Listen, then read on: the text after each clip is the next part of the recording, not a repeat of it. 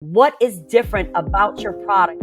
You got a story to tell. Something gonna connect to somebody else. How to actually run a business versus having a vision for a business. A lot of people come to me and they say they're scared to take that next leap. Visual design is always going to be driven by the vision. And I just was like, how do I do this? What am I adding that they don't have? Hey, brand builders, ready to take your brand to the next level? I'm Dana Ammons, and welcome to the Brand Blueprint.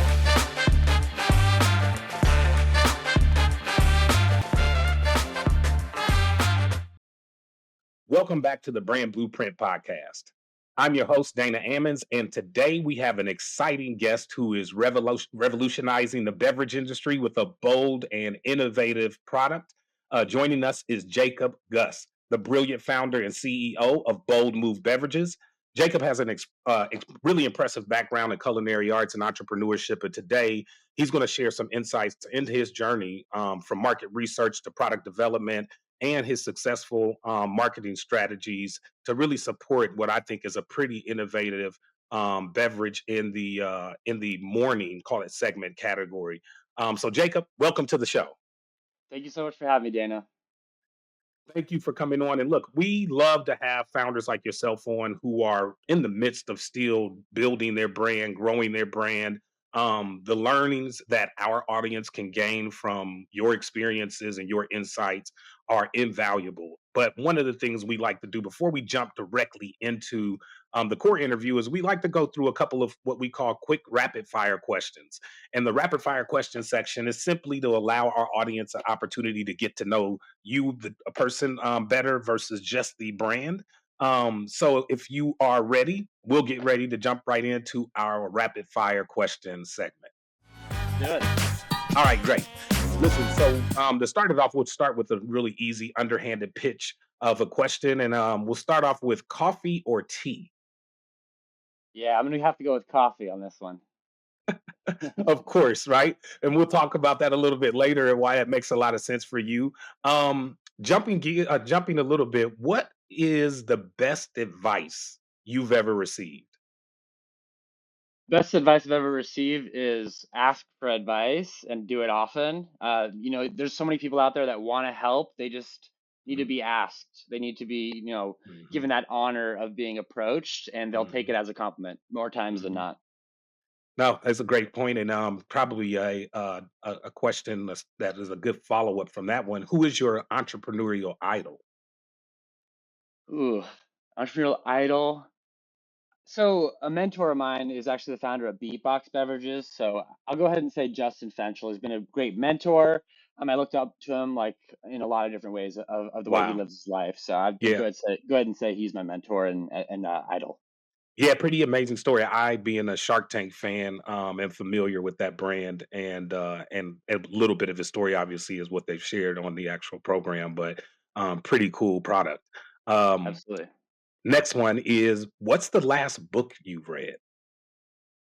Ooh, that's a good question. I think it was Tomorrow and Tomorrow and Tomorrow. Hmm, It's a really, really cool, a fictional book kind of based on the story of these two, childhood friends that end up becoming business partners in the video game industry. Has a kind of heartfelt message and just great story. So read nice. it all on one One sitting. one vacation. Yeah, one vacation out on the beach for a couple days. It was great.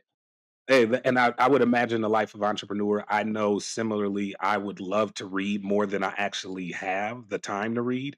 But Absolutely. when I find a really good book, right, it is one sitting, right? I try to just get it and finish it because for me, if I don't, I find it might be another 3 or 4 months before I'm able to pick that book back up and actually get back into it like I was on a vacation.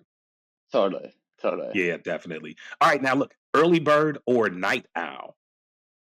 Man, I am naturally a night owl. I am trying to slightly move that forward, but naturally night owl. I've found that ideas come at night, but I'm most productive in the morning. So it's kind of a balancing act of how I'm gonna kind of model my day in life. So maybe I'll model it after kind of what stage I'm at in my entrepreneurial journey. Maybe in the beginning of your startup journey, be a night owl, stay up late, have crazy thoughts, and then start buckling down, waking up early, and start cranking out the tasks you got to do. Maybe that's my advice on that, and kind of how I'm trying to be a little bit at this point in time. Well, and your product, is probably a good companion in that scenario. You and I are birds of a feather. I am definitely a night owl. I am not an early bird, and definitely not by nature. I can get up when I need to, right? But if I, really, really want to kind of get, the juices flowing and really thinking through things, I tend to do it, more at night. And then to your point, execution during the day or the morning. So very Totally. similar for me. Favorite city you visited? Whoever or recently. Either or. So recently, Louisville, Kentucky, really, really enjoyed it. Had some great company, some great entrepreneurs out there in the booze space, of Yeah, course, being in the yeah, whiskey industry myself now. yeah. So I'll go ahead and say Louisville. It was really fun. I was there for part of Derby week, so leading up to Oh, the nice. Kentucky Derby. But yeah, no, it was a great time. Really enjoyed it. V Yeah, very nice city. I actually have some family there. I haven't had a chance to visit recently, but definitely a dope city. One word to describe yourself. Ooh, try not to use a cliched one.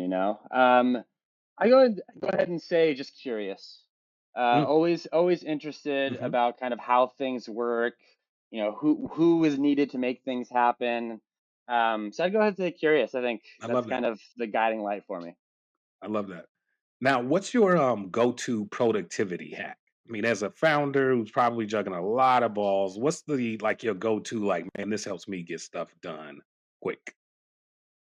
I'd say time blocking is a really good habit. So just, especially, I'm kind of in fundraise mode and distributor outreach mode right now. So I Mm, need to really buckle down on those two fronts. It's mhm, all right, I'm going to be working all on fundraising, from 8 a.m. until noon.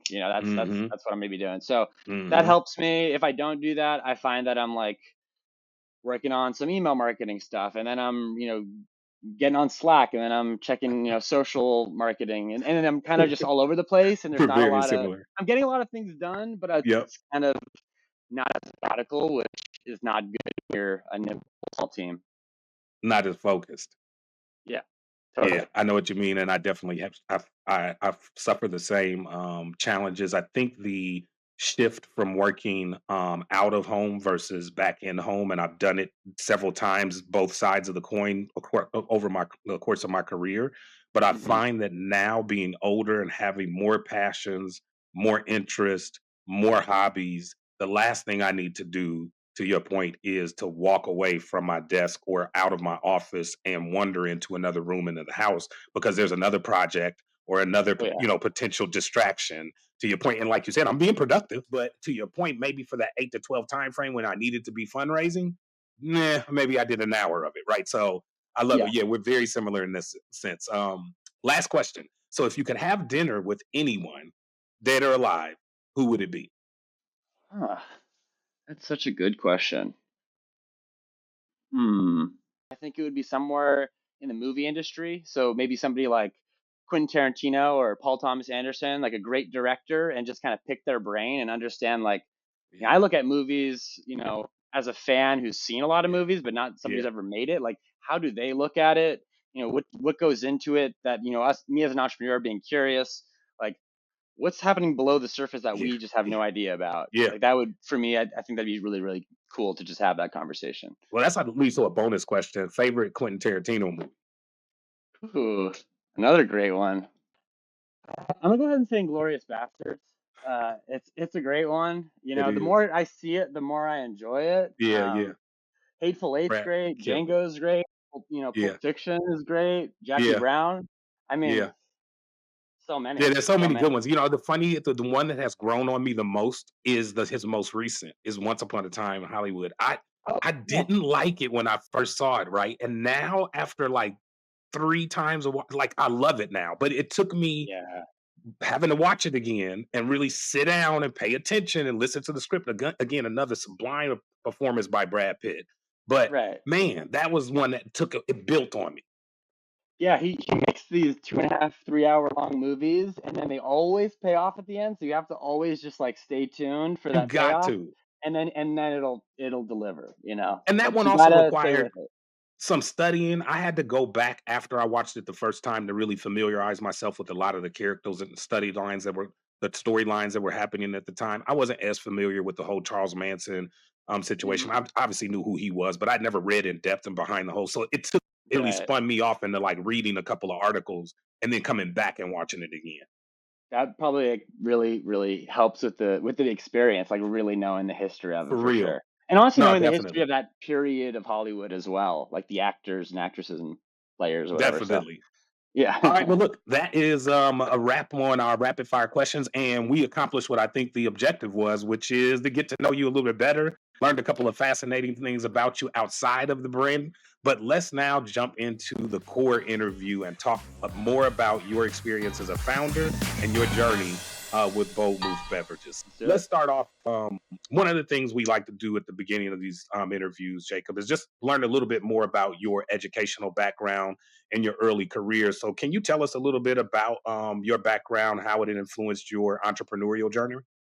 Yeah, yeah, so I grew up in Southern California in the Valley, Woodland Hills area, and then went to the University of Texas, for school, so kind of, you know, wanted to get that experience going away from home, going to a great academic institution, but one that you could have a lot of fun at as well. Uh, Kind of what originally brought me to Austin, where I Hmm. currently reside today. So maybe jumping a little bit ahead there, but my parents are both dentists, so I grew up, the son of small business owners. They had a practice, so kind of seeing the hard work that went into building that practice was definitely something that I've taken with me as an entrepreneur. But um, went straight into business school at UT, studied finance. Um, Speaking of kind of those passions, I originally thought like maybe the restaurant industry, Mm-hmm. maybe the music industry, maybe the film industry. I had different internships, Universal Music. I ended up working at the Weinstein Company. We can talk about that No later. way. I was an intern there back in those days. I never really encountered any of the craziness, but Yeah. I was there for a couple months, Wow. and then first job out of school after graduating with a finance degree was at American Airlines. So kind of took a jump into a Fortune 100 company, Yep. and then ended up working at Princess Cruises after that, another large company that's part of Carnival Corporation.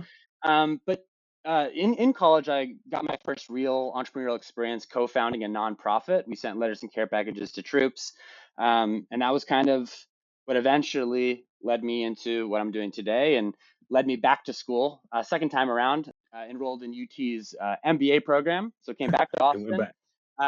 and that's kind of where Bold Move Beverages and my full-time startup life began. Wow. Very interesting early track in your career because you started off from an internship standpoint, leaning more entertainment and music, right? Which had to be pretty kind of, attractive at that age and stage coming out of Austin. Like Yeah, now you leave school though, and it sounds like you got probably an offer you couldn't refuse from American, right? Was the airline offer just one of those where you like, I think I'm gonna go in to try travel industry? totally. It was something Yeah, that I thought was going to be very interesting. I knew I would learn a lot, and I can't lie to you. The flight benefits were very appealing. right. I flew all over the world. I got to Nice. go to Japan and Argentina and Canada and all over the United States. It was a great first job out of school. I learned a lot. I made some great friends. Ultimately, I really wanted to feel like I could really make a difference where what I was doing in my work, and working at 100,000 person companies is just Yeah, it's a hard pill to swallow when you're an yeah, entrepreneur at heart. So I yeah. think that was what ultimately ended up leading me away from those kind of roles. It wasn't that the work wasn't interesting, that the companies didn't do great work. It was just my ambitions kind of Elsewhere. called towards something else. Yeah.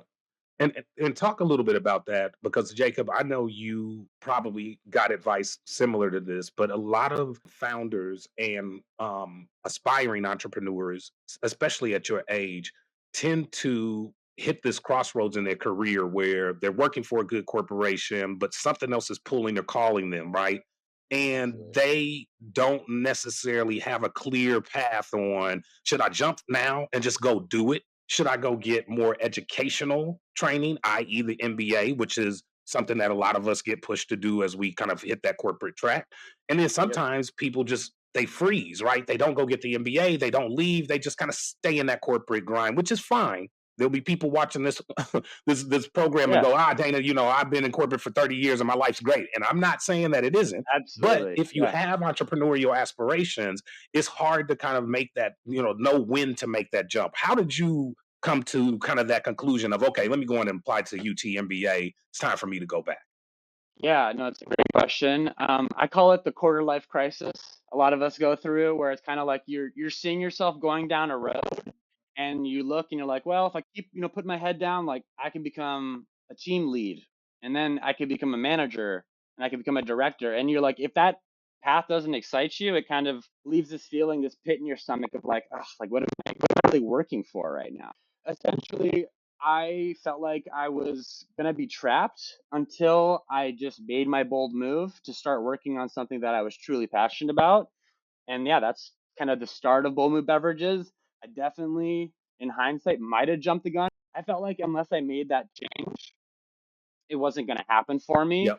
I was always hoping and thinking about making the leap into that world eventually. So it worked out for me in that way. But yeah, what led me to the MBA was realizing I was a little in over my head, and that I needed some help. I needed a supportive ecosystem, because you can't really bootstrap an alcohol brand. You don't Yep. you can't sell in farmers markets like you can with foods and Right. traditional beverage brands. Right. So you can't really, you got to get the money together. You got to get the co-packer. You got to get the distributors, got to get the brand all set up and Yep. formulated, all that kind of good Yep. stuff. And that takes a lot of time and money and, um, good decisions to minimize your mistakes.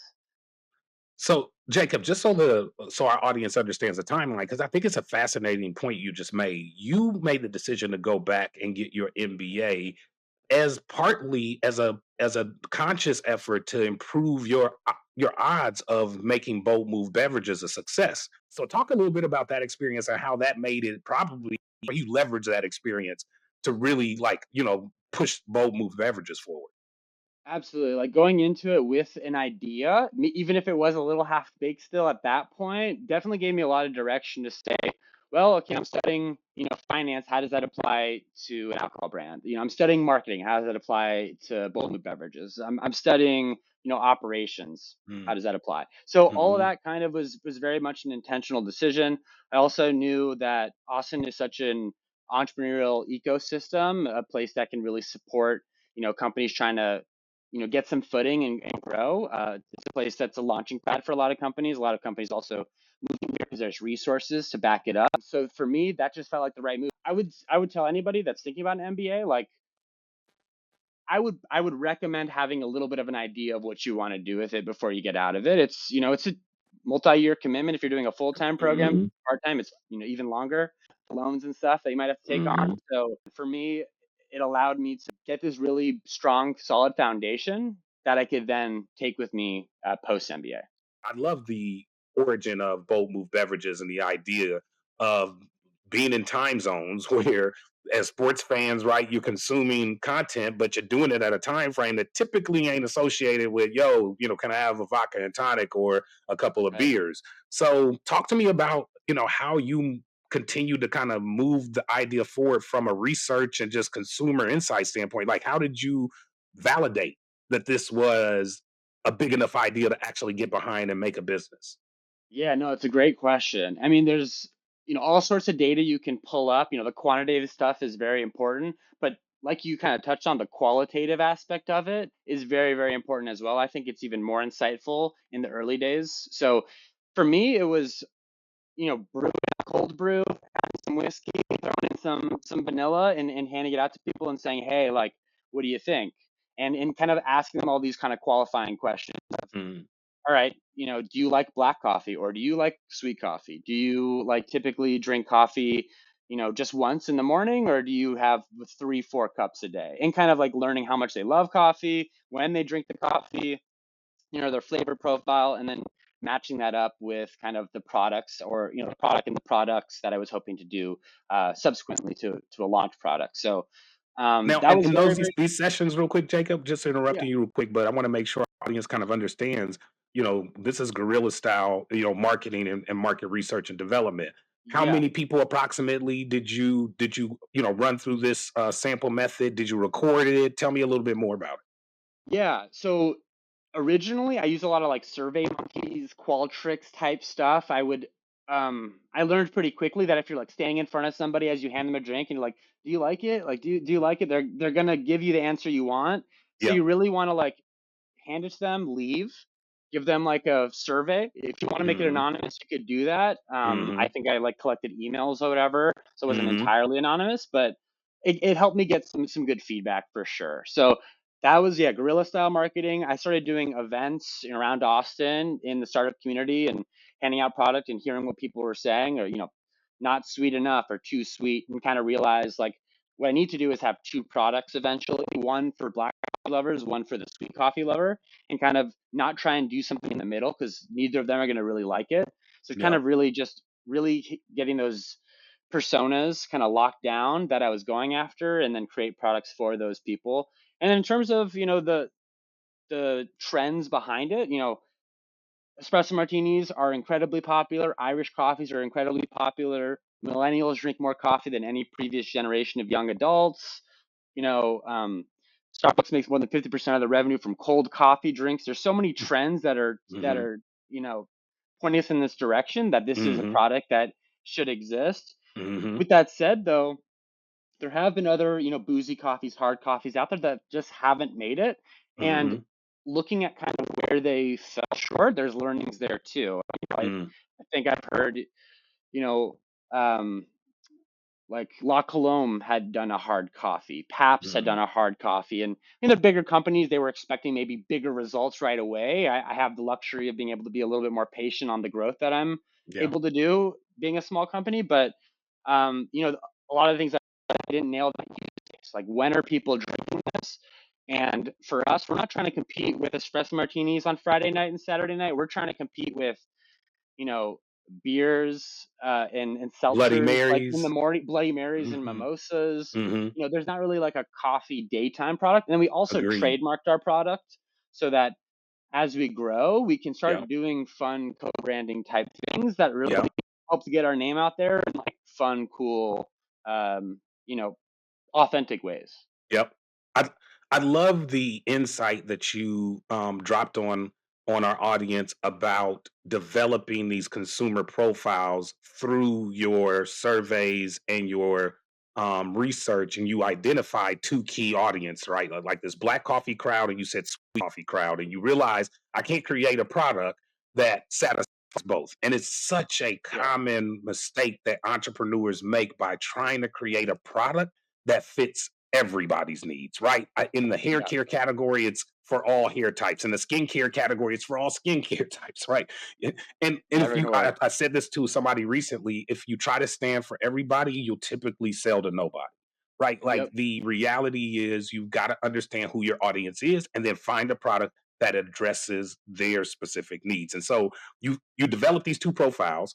You now are moving forward with product. How did that inform your product development as you started going forward? You have this black coffee consumer and sweet coffee consumer. No, it's a great question. And this is kind of where we touch on just like the difficulties of startup life, the challenges that come up. So I learned, I could make all these products, as customized and unique as I wanted in these benchtop samples, these Mm-hmm. commercial kitchen Mm-hmm. formulas that I was doing. But when it comes to Mm-hmm. making a product that's shelf stable, that's going to sit in a distributor's warehouse, it's going to get lost in a trunk of a car, you need to really step up your food science and things get more complicated. So for me, that entailed getting, food scientists on board, and that's where the Wow. funding was kind of needed as well. Yeah. So Yeah. we had these, bench tops, these kitchen grade formulas, and Yeah. it took expertise to level it up.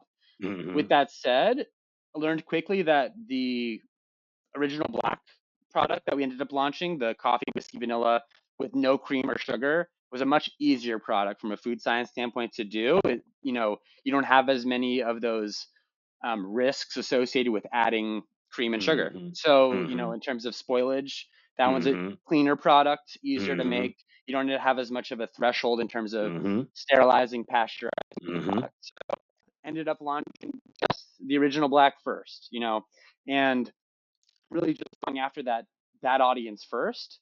And then as we fundraise more now, we have the vanilla oat ready to go, recently produced. So it's taken us a little while to get to this point. Now we have that second product ready to really tackle the audience that if they like their coffee a little bit sweeter and creamier.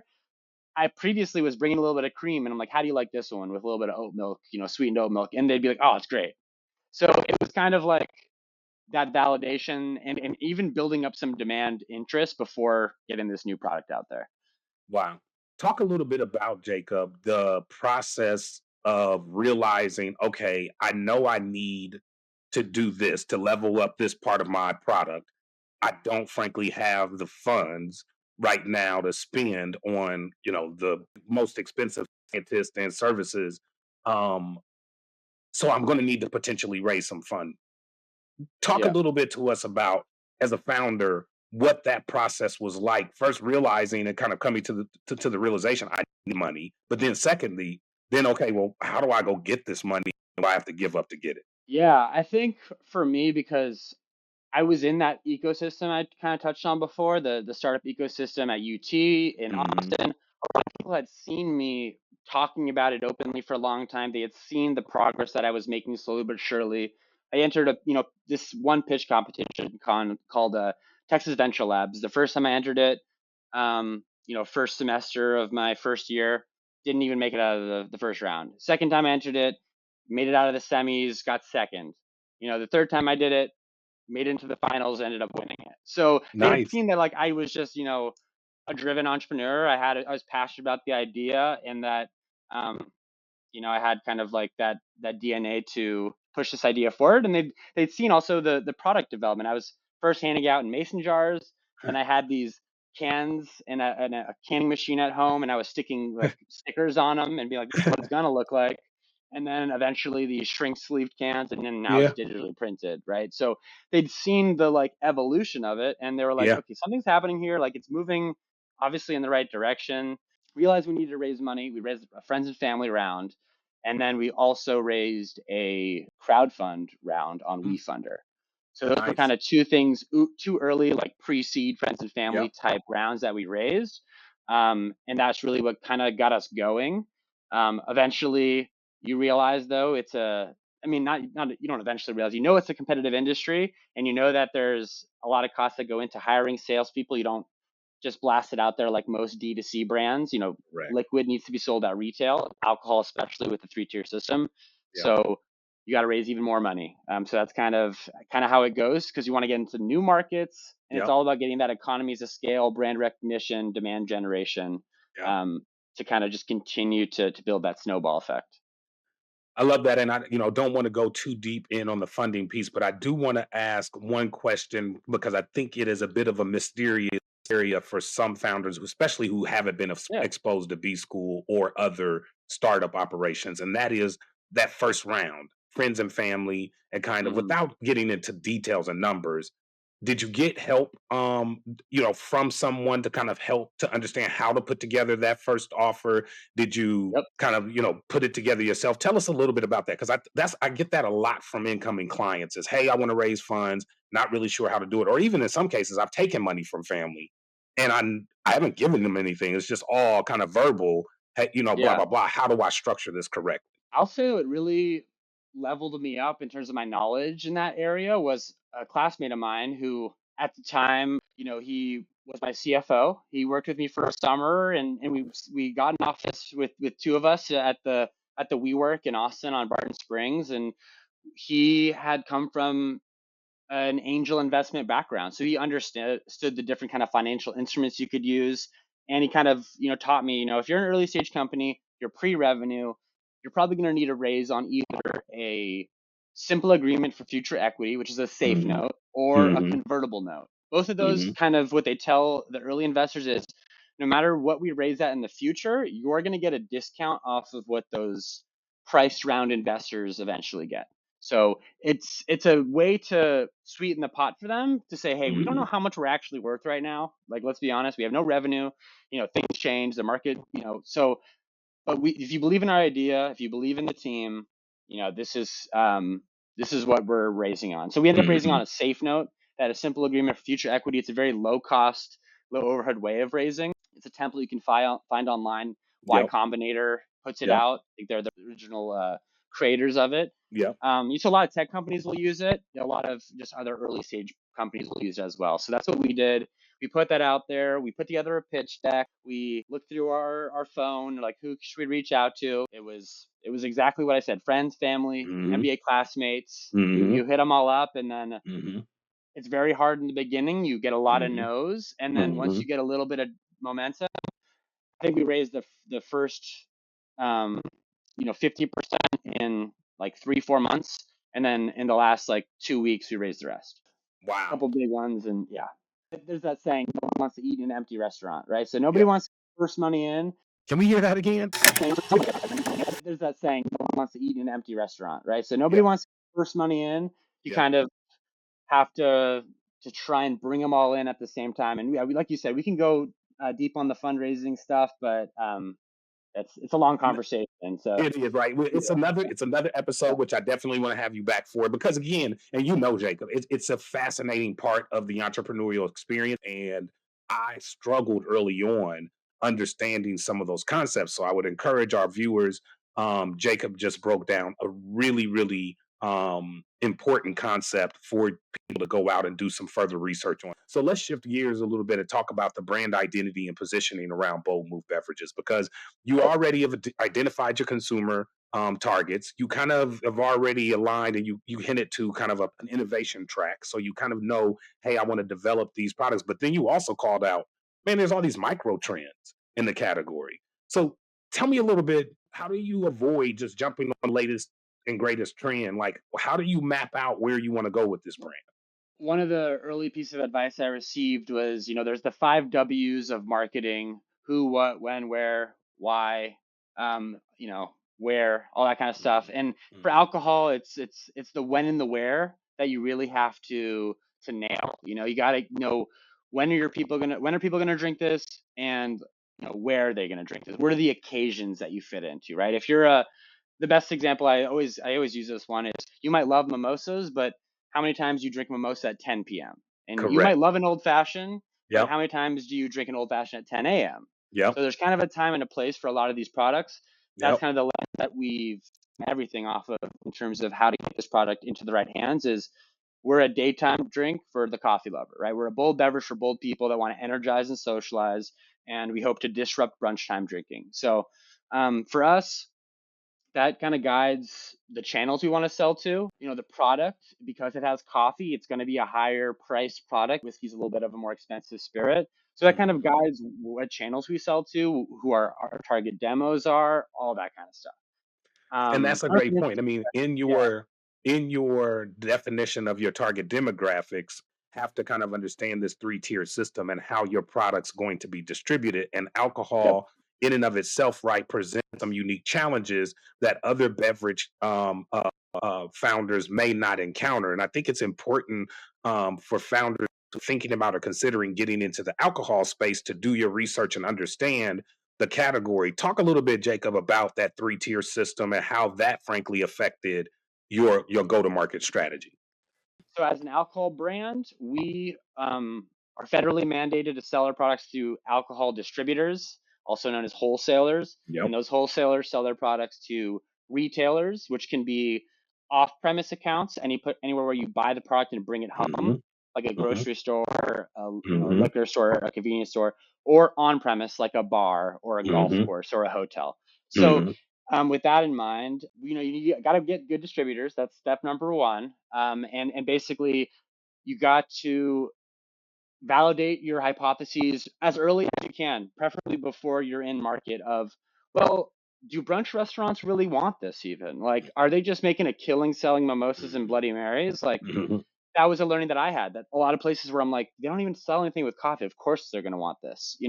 I learned quickly, well, yeah, the customers want it, but the restaurant doesn't. Correct. So you have to work with the restaurant. It's never going to get to the customer if the restaurant doesn't want it. Correct. Right. So for us, it turned into more of, well, it's a canned product, and canned products fill a need in terms of speed of service and convenience.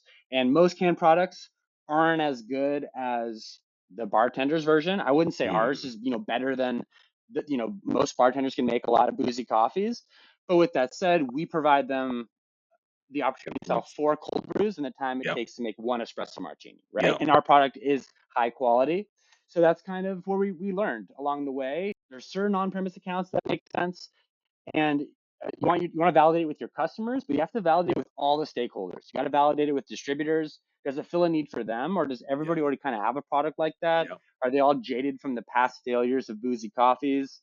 Same thing with the retailers. You got to just talk to them all, and understand how you're going to make it work and what you're going to put behind it in terms of sales and marketing efforts.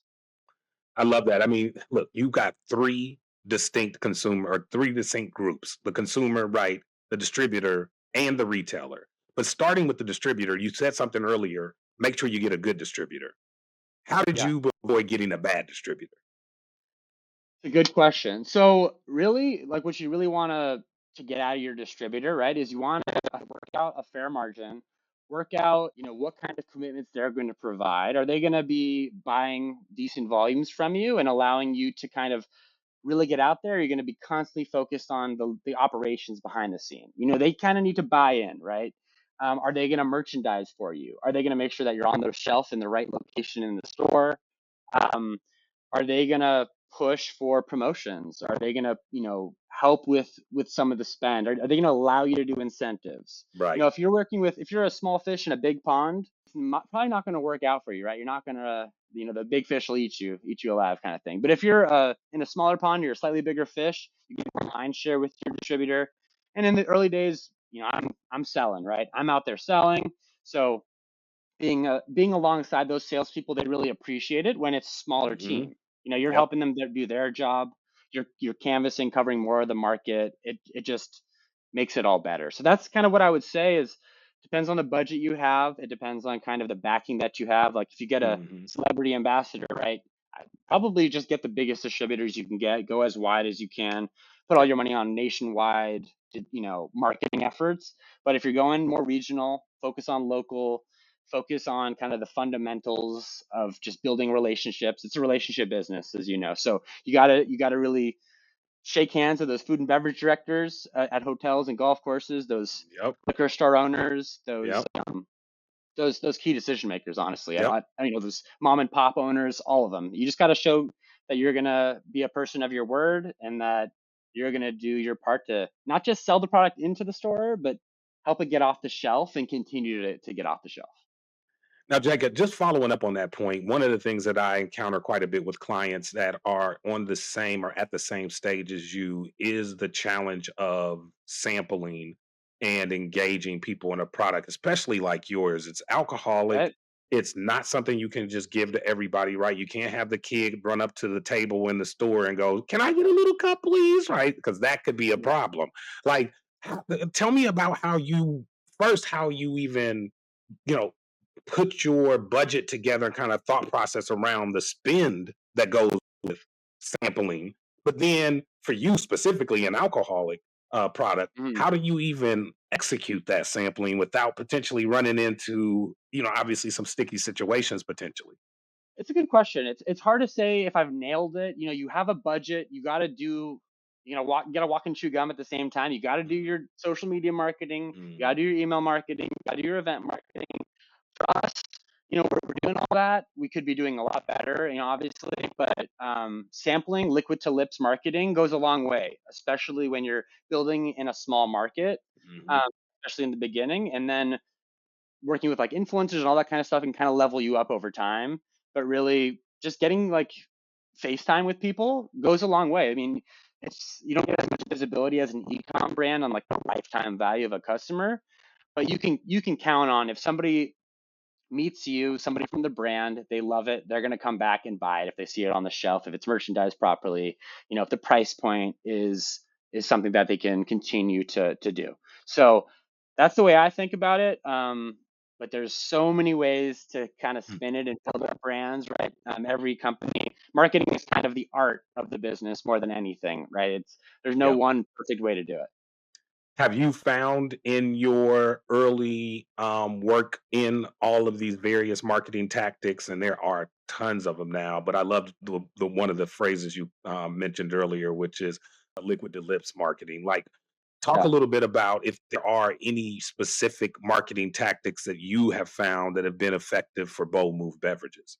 I would say Liquid Lips has been a great opportunity for us. Also doing sponsorships like at golf courses, right? Like being an event sponsor. There's a great event that we've been to a couple times now called the Austin Sunshine Run. It's Mm, a 5K and 10K that mhm, it essentially helps kids that otherwise couldn't afford it go to like summer camp, like day camps. It's a great group. The Young Men's Business League puts it on, and HEB sponsors it, and it's an early morning run. So for us, it's perfect, right? People are running 5K, 10K, and then after they're just chilling, talking to local companies, and we're, they want to have a drink after they just successfully ran a 5K or a 10K. So for us, it's a good audience. It's young people, people that are kind of out there getting it right, and yeah, just zero sugar, original black product is a yeah. big hit with that crowd. So for us, like just going when and where the product makes sense is where we want to be. So I wouldn't have thought initially, like, oh, hey guys, let's go to a marathon race. yeah. Racers would be interested in the product. How did you stumble on that insight? So that was, honestly, I just knew the right people. I knew some guys that were in the Young Men's Business League. I had Yeah, brought some cold brews to them for tailgates, UT football games, and they were fans of it. And they're like, oh, like we put on this big event one time a year. We also do, a golf thing. What do you think about doing the Young Men's Business League Sunshine Run? So I tried it out and, learned that it was a great yeah, opportunity. There's yeah, also, thousands of people. So for me, I will say, you got to work not just smarter as an entrepreneur in a startup, you got to work harder too. You got to do yeah, both. yeah. So for me, it's like there's a lot of events where it's a nighttime event. It's not a perfect use case for cold brews, but if I get the invite, if there's going to be some chance I meet some people that are worth meeting, I usually will say yes if I don't have anything else kind of competing with that time. So I you like try and that. go for the perfect use cases, but Yeah, sometimes you just go where you can in the or you beginning. can. Now, have there Yeah. been any insights that have come from going somewhere or trying a marketing tactic that you were convinced on the front end would work, but then if unfortunately didn't work? Well, I kind of touched on it a bit. The brunch restaurant thing was something I originally really thought was gonna be. That was kind of how Yeah, the idea first began, right? It was yeah, like I got a mimosa in front of me, I got a water, and I got a coffee. Like I kind of just wanted the boozy coffee. right.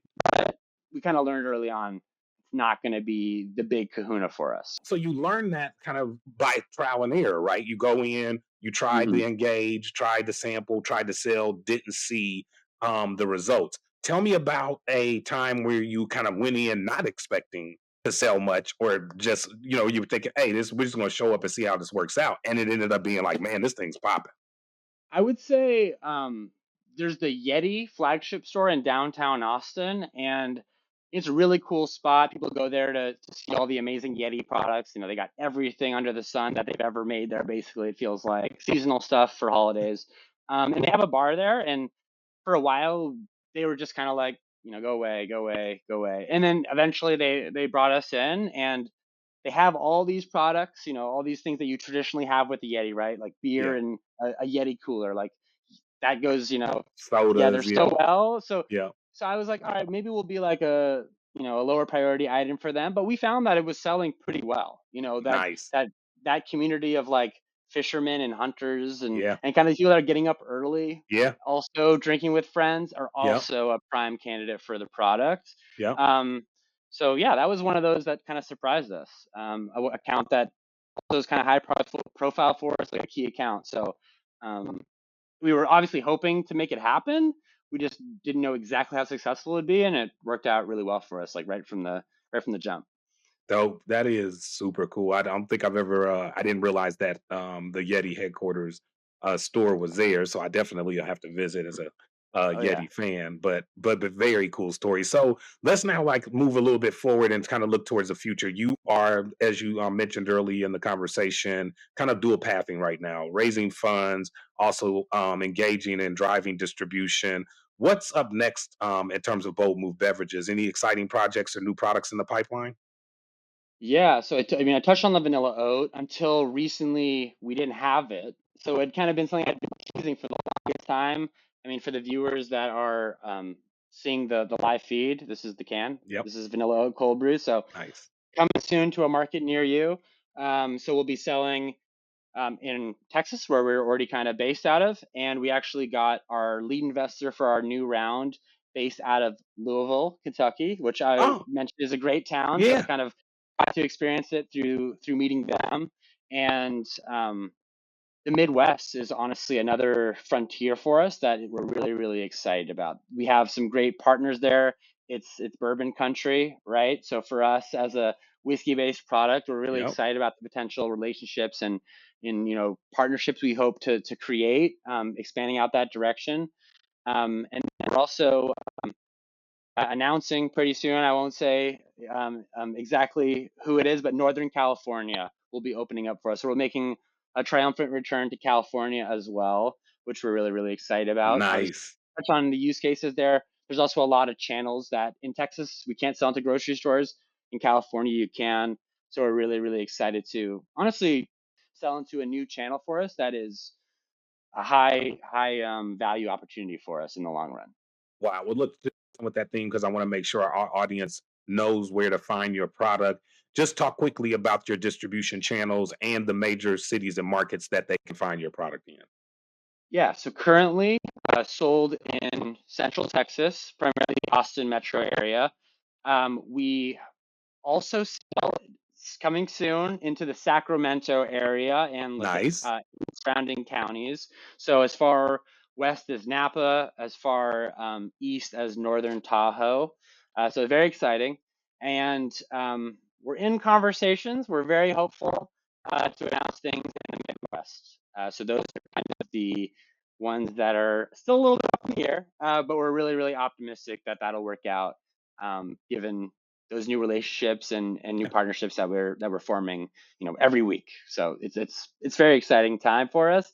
A little bit of chomping at the bit to really hit the ground running in these new markets, but it's part of the game. It's fun. You gotta go We quick. love it. And so, on that same note, if you are advising a new or aspiring entrepreneur, especially somebody who's interested in entering the beverage space, what are some of the key lessons you've learned that you wish you had known when you first started? Hmm. Yeah, we kind of start with this, and maybe it's a good way to like bookend the conversation a little bit. But ask for help, surround yourself with mentors. I have a great advisory board, and Justin's a great mentor. So ask for help, ask for advice, ask for insights that you otherwise just won't know. There's a lot of things you just don't know that you don't know. So that'd be my recommendation. And um, just work hard, talk to people, get out into the world. Like, um, don't just sit behind a desk in Yeah. this industry. Yeah. That's such a great point. Now, one last question, kind of to follow up on that, because again, the beverage industry a bit more unique in terms of how you have to approach the industry and what each state almost right state by state kind of offers in terms of the distribution and the guidance around regulatory. Hmm. Where do you ultimately see Bold Move Beverages going as an overall brand? Is it something that you ultimately see as a national brand, available in all 51 states, et cetera, or are you thinking that this will likely be a brand that you will be focused on in places like California and Texas and Florida and the Illinois, some of the bigger markets and beverage markets in the country? Yeah, I think ultimately we're gonna have those markets where we're absolutely crushing it in. I think there's trends around, warm weather states being more receptive to canned products. There's more times of the year where it makes sense to drink canned products. So I think that's a realistic potential for us. I will say though, we do have very high hopes, very big ambitions. We want to be a national brand. We want to be the best in class boozy coffee. There's no high noon of our category, so to speak. So we want cold brews to be synonymous with the best boozy coffee you can find in a can. Um, really excited about where things will go, but right now that's the ambition, and I'm sticking to it. I love it. I love it. Well, we are excited here at the Brand Blueprint to watch the growth, the continued growth of Bold Move Beverages. I can't wait. I'm excited to try out your new product. As I think we've discussed before, there are two different coffee drinkers in my household. One being a black coffee drinker, one being a sweet. I am the sweet coffee drinker in the household, so we have completely different, divergent tastes. But I think you've nailed it in terms of identifying the consumer. So we are definitely looking forward to continuing to support the brand. I want my audience to do the same. We will have all of the relevant links for Jacob's brands and order points in the show title notes, and also available in our resource capsule on the website at the brandblueprint.biz. So before we go, Jacob, it has been an absolute pleasure having you on the Brand Blueprint podcast today, bro. I am really, really happy that we were able to get you, because I know how busy you are, especially on a Friday. So thank you for sharing your incredible journey and insights with us. We wish you and Bold Move Beverages the best and continued success, and we look forward to seeing what you achieve next. Thank you so much, Dana. It's been an absolute pleasure. Really enjoyed our conversation, and we'll have to get that vanilla oat 4-pack out to you soon after this podcast. Definitely. We're looking forward to it. The beautiful thing about being a podcast host and a consultant is I have a little bit more flexibility on being able to drink beverages and certain types of beverages when I want to. So when There you you go. send it to me, my day part is early morning, but I might actually have a little afternoon too, if Yeah, I need to loosen it up a little bit and think a little creatively. So I'm looking forward to receiving the new product. But again, Jacob, thanks again for being on the Brand Blueprint podcast. my pleasure. Thank you so much.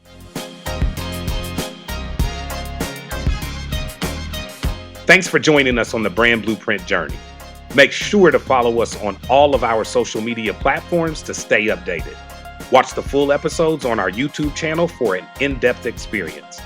Don't forget to subscribe to our website at thebrandblueprint.biz for exclusive content and materials. We're everywhere you need us to be.